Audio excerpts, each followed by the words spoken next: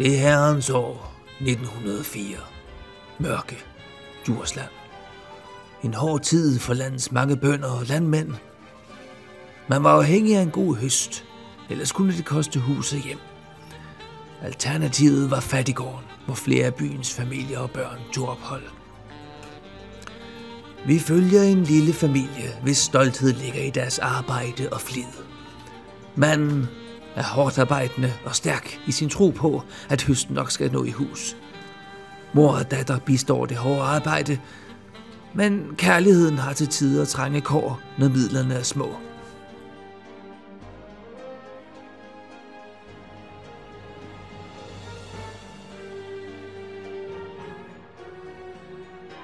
Bonden må tænke nyt, for det bliver ikke ved med at gå.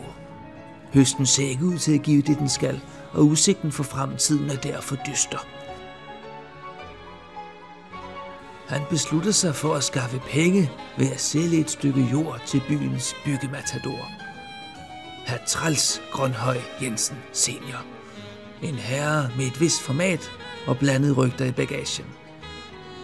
De indleder forhandling om den omtalte jord og giver håndslag.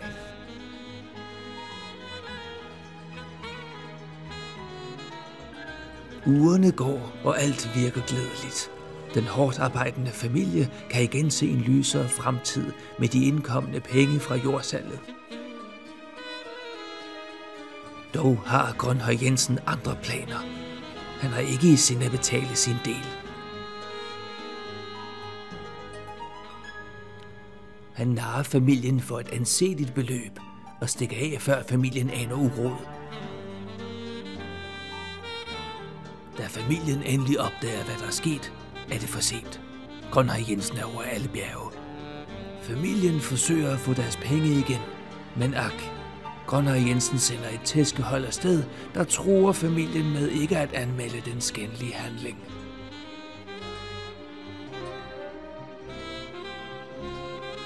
Familien føler sig nødsaget til at gå fra hus og hjem. De ender på fattiggården, hvor de forsøger at få det bedste ud af en ellers jammerlig tilværelse.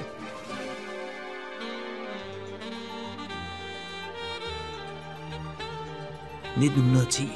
Fattiggården oplever en særdeles hård tuberkulose, der sætter de fleste beboere til livs.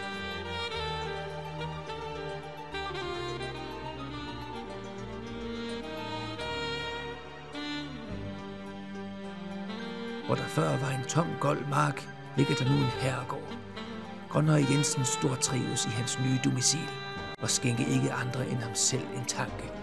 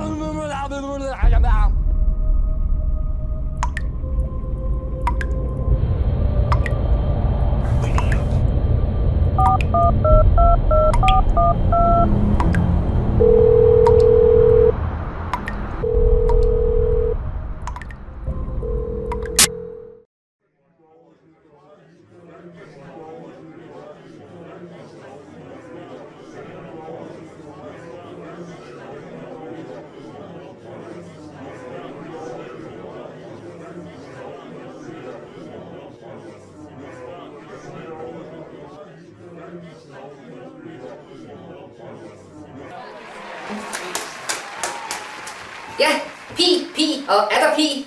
Hvad kan man sige om det? 3,14, 22,7 dele, også kaldt. Det er et fantastisk fænomen, og det skal vi bruge en masse spændende tid på i dag.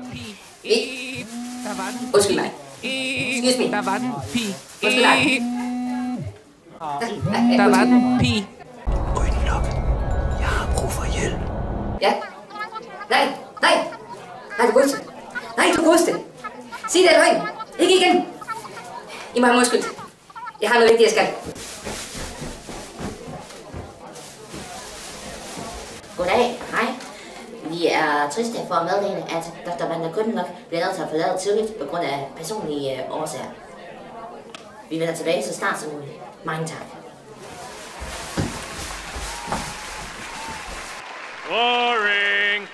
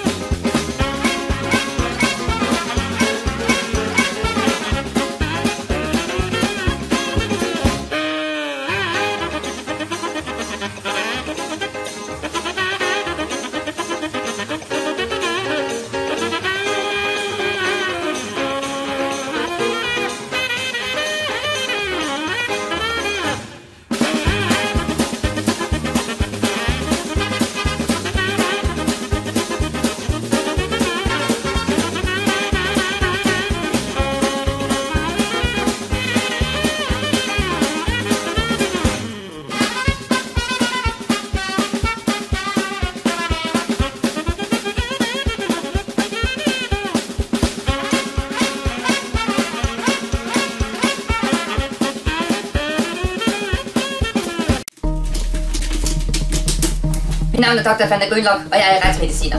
Der er sket et mord, og I skal hjælpe med opklaringen. Vi har denne gang med et særligt tilfælde at gøre. Et lig at dukke op her på SU Syddurs, som endnu en gang danner rammen for den mordet.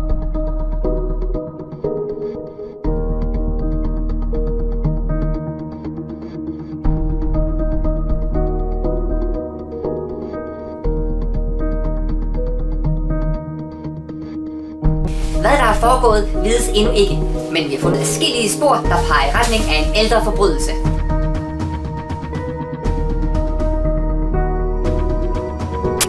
Der er tale om en ældre sag og en nyere sag. Højst mærkværdigt. I den ældre sag har vi fundet knoglerester her på SU Syddurs, Kirkevej 13A i Mørke.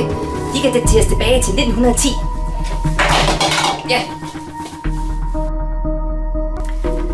Ud fra 3D-test kan vi se, at knoglene tilhører denne herre. Det fremgår af lokalarkiver, at vi har tale om en herr Træls Grønhøj Jensen. Det interessante her er, at hans efterkommer, Troels Gimme Jensen, netop arbejder her på SU Syddurs. Højst mærkværdigt. I lokalarkiverne kan vi se, at denne Træls Grønhøj Jensen var noget af en personlighed. En byggematador, der trækker et længere spor af mistænksomme byggesager. Ligeledes en person, der kunne tiltrække en del fjender. Jeg forestiller mig, at man i lokalarkivet kan finde mange flere spor. Herr Jensen, altså herr Gimme, er netop fundet myrdet. Kunne de to sager have en sammenhæng? Jeg tænker, det er meget muligt. Vores forskerhold har undersøgt hele STU og fundet flere interessante spor. I den nye sag har vi fundet blod på Troels Jensens dør. Vi har analyseret blodet, der ikke tilhører Troels Jensen, og fundet nogle interessante ting. Desuden er der fundet flere fingeraftryk og fodaftryk fra området omkring Troels Jensen. Forskerholdet har bemærket en kraftig læsion på kraniet fra Træls Grønhøj Jensen. Det tyder på, at han er blevet slået ned i baghovedet bagfra og har fået kraniebrud. Slaget har været fatalt, men hvad han er blevet slået ned i baghovedet med, vides endnu ikke. Held og lykke med opklaringen. Efter vores evalueringer, så har vi fundet ud af, at du har desværre fået stadie 4 kræft, og den kan ikke kureres. Fuck!